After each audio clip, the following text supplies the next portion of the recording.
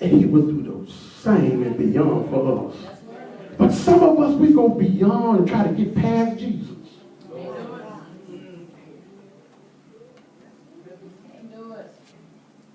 Now, the Spirit also begged not to be sent out of the country. And this is why. When you got the principalities, you got the rulers of darkness. The principalities rule over a certain nation. So what they did not want to do, they did not want to leave their boss. That's why they said not out of the country, because we under a government power. And if we leave our government power, we're going to be out of the ranks and out of the position that we're supposed to be in. In other words, we can't change lanes. Because if we go somewhere else, we operate illegally. Yes. Yes. Come on, Father. The ruler must be bound with dealing with the spirits. Rulers are the key for freeing up families from spirits of depression, deception, and generation curses. Just like demons. Now, just like these demons, there are rights. You have to know your legal rights in binding and sowing. You got to know that you have the power to bind a thing. You got to know that you have the power to loose a thing. Did you know that was a principle? Binding and that's a law? Huh? Then Matthew 18:18 says, whatever ye shall bind on earth shall what? Be bound in heaven. Whatever ye shall loose on earth shall what? Be loosed in heaven. The prayer said that what? Thy kingdom come, thy will be done on what? Well, where's the kingdom coming from? It's coming from you. Thy kingdom come, thy will be done on as it is in. You can speak a thing and heaven got to come forth. Do you know the power that you have? We are sitting up here praying to God, and God is waiting on us.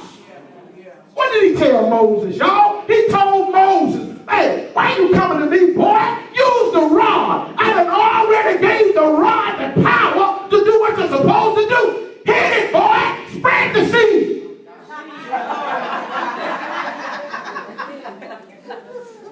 I done already gave the rod power.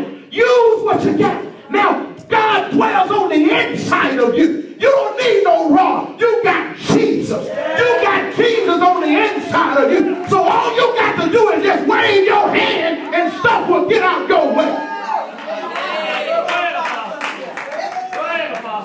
Spiritual warfare. Spiritual warfare. Look at the name, it says spiritual warfare.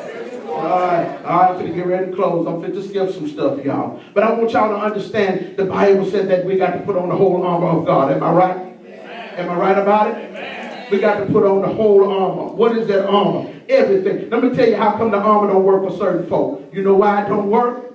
Because they ain't fully girded up themselves in their heart yet. That's why it's not working. Why? Because you got to understand this. When you put on something as holy as the holy armor of God, you got to be holy first. You cannot put on something that's holy and you full of hell. It's not going to work.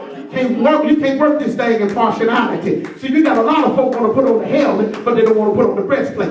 You cannot dress this thing half-heartedly. If you're going to put on the helmet, you got to put on the breastplate. You got to put on the belt. You got to put on the shoes. But I'm going to tell you this, religion has messed a lot of folks up.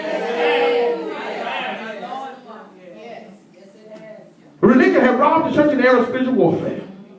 It has contaminated with wrong thinking. And you got to understand this. When you're in spiritual warfare, you cannot think wrong, baby. You got to have your mind on God and God only. But now let me tell you this. And then I'm getting ready to go. There is a difference between patience and praise. When you are in warfare, even though you got on your garment, even though you got on your warfare fighting, you got some things that you got to do that dwells on the inside. The Bible said that patience work is what? Patience. Not praise. Your patience works, okay? I'm going to give it to you. Your patience works. It says, knowing that the proving of your faith worketh what? That's James 1 and 3. Patience is your endurance in the war. No matter what it looks like, I'm going to stand still on God's promises. I'm going to wait. Why? Because the more patient I am, the more faith that God is going to give me. Even though they done cuss me out, I'm going to still stand. I'm going to still stand here. No, they don't might be at church, but I'm going to still stand. Why? Because patiently wait on the Lord to come. See, when you're in war, you got to patiently wait. There's a part of the war when you even get thrown in the enemy's camp and you get surrounded. You just don't take off running. There's a testimony song says that I beat the devil running and I'm so glad. Ooh, you a coward. You ain't got no business running with the devil in the first place. I've been running with the devil and I'm so glad. What you beat him running for? He's supposed to flee from you.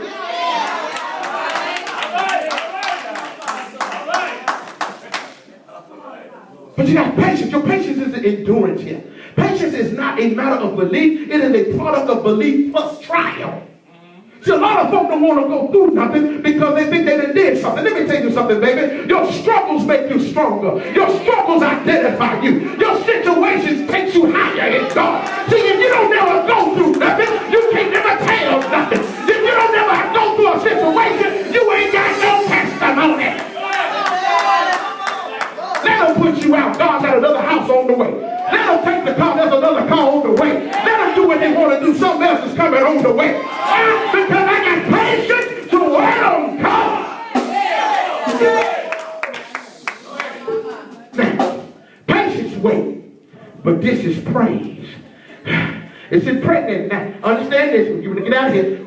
Patience is impregnated with perseverance. Look at your name. It's a perseverance.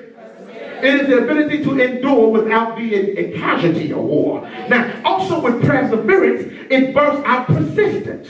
You got to be persistent in the war. In other words, you got to be ready to throw down. You got to say, you know what? I done knocked down on this door. This door's going to open up right here. Yeah, that's okay, devil. You done knocked me down right here, but I'm still going to get up again. I'm going to keep coming. I'm going to keep coming until somebody give up, but it's not going to be me. Fight. Now, look at what praise does. Psalm 65:1. The praise waited for thee. I thought praise supposed to move. I'm supposed to praise my way through this thing. No, the Bible said praise waited on thee, O God, in Zion, and these shall the vow be performed. When I put forth praise, I'm waiting on God to move on my behalf. See, in the midst of an ambush, you can't run. And see, praise is this. Even though the doctor have gave me the count out, I'm still gonna do what I'm gonna do. In other words, doctor, you do you, I'm gonna do me. Well, you only got 4 months to live. I'm gonna do me and you do you. I'll see you next year on the next appointment. Who report are you going to believe? Okay, pray. Praise is waiting. This is praise, y'all. Praise is a spiritual confirmation by having a pre-celebration for an answer that has not been naturally confirmed. In other words, praise is a victory dance in the midst of the war before the war is even won. So if you're going through some situations right now,